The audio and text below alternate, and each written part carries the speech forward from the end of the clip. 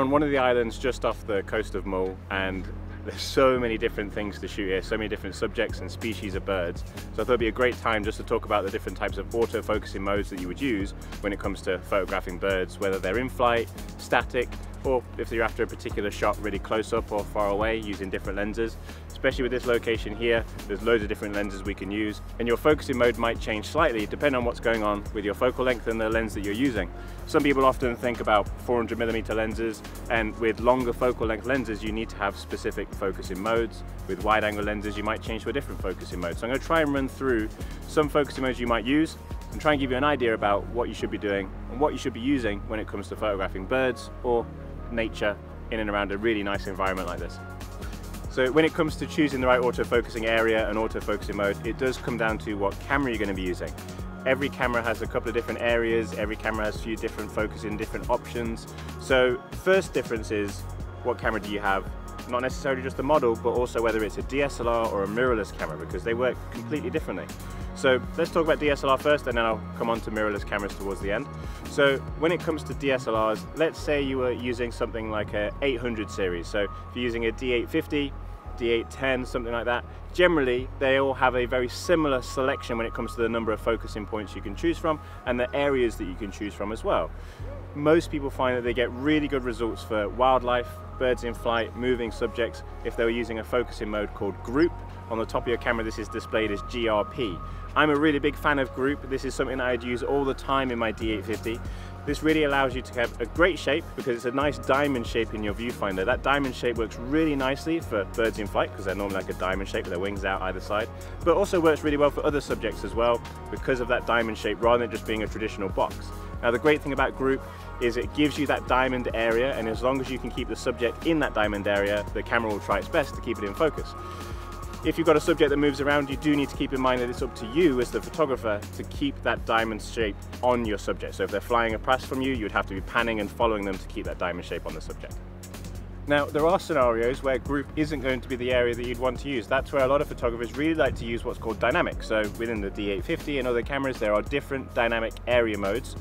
Each of them have different number of points. So some cameras will have a dynamic 9 for 9 points. Some of them will have a dynamic 25, 72, 153. That's the options you'll find on a D500, D850 and a D5.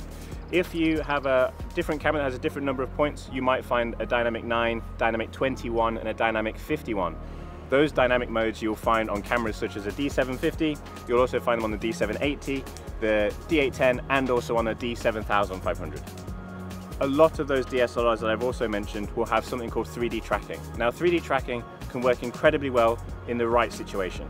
3D tracking is based on color and contrast and being able to track a subject across the frame. The key difference between the dynamic modes and group and 3D tracking is that 3D tracking will follow the subject without you having to move the point or move the camera. It can follow it around the scene, which is great, makes your life a little bit easier. But you have to keep in mind that there are certain situations where you would be better off being in a dynamic mode or in a group mode versus being in 3D. I do like using 3D in some situations, but I definitely don't use it all the time on DSLRs. There also might be situations where you have a static subject, or there's a situation where you really want to take your time, compose the shot and wait for a subject to come to you. That's where single point just works really well.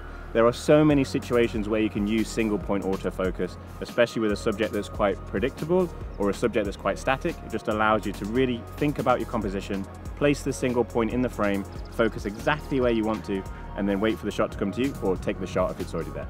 Obviously, that's all about autofocusing areas, but you still need to make sure that your autofocusing mode is correct. In a lot of cameras, you'll find that you'll have two main autofocusing modes. They will be AFS and AFC. If you're dealing with anything that's moving subjects, birds flying towards you, flying past, whatever it is, you're going to need to be in AFC, autofocus continuous. This is the mode that really allows your camera to continuously focus, keeping a moving subject in focus as it comes towards you or as it flies past you.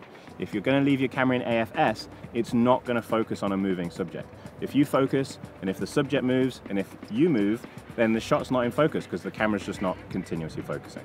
So, Hopefully that gives you a bit of insight into some of the different options that you have available on DSLRs, but as I mentioned, mirrorless cameras are slightly different. They have a number of different points, they have a number of different areas. Their autofocusing systems are completely different systems.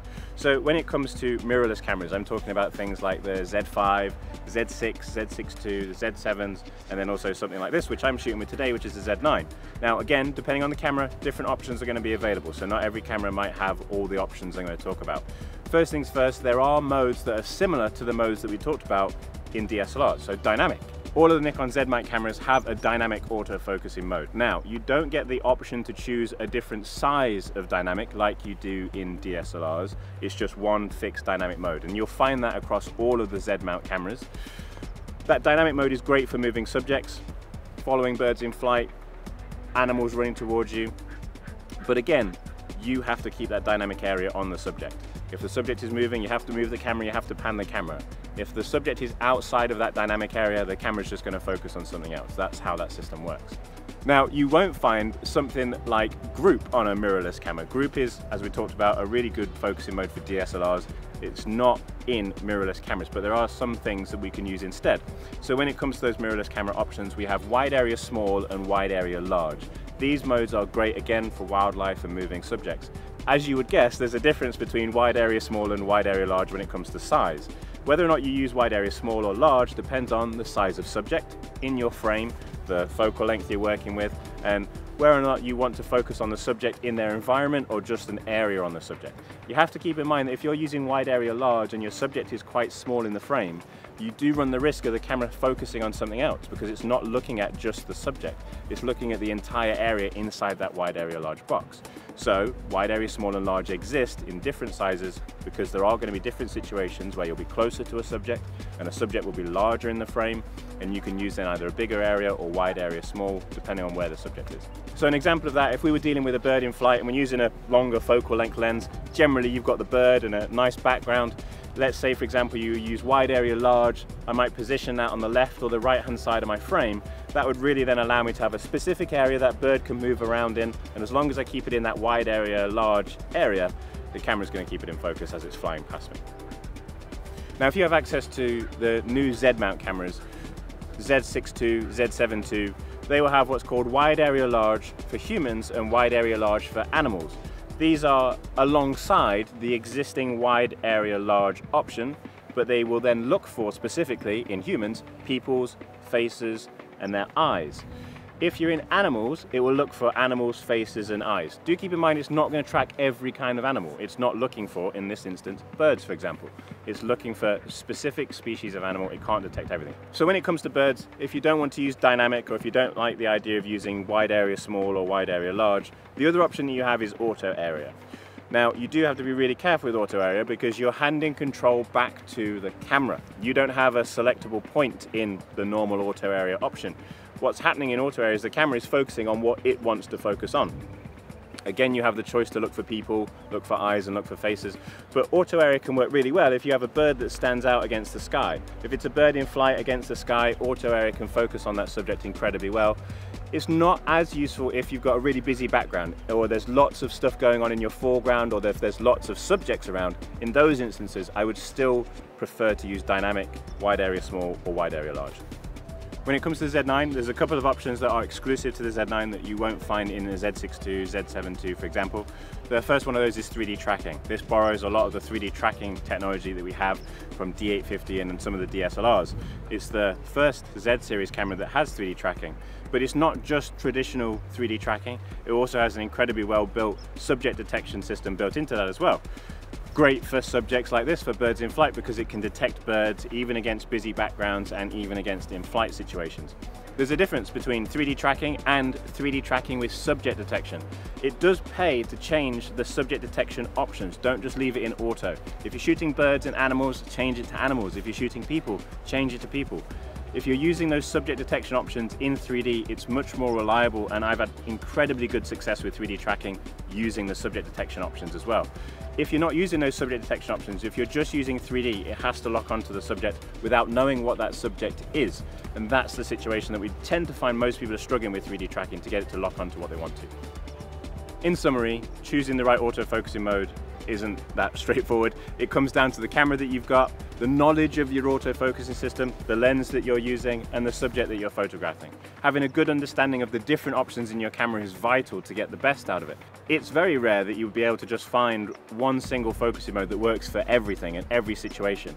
Being able to know what focusing mode to change to different scenarios is really going to allow you to get the best out of your autofocusing system in those difficult situations.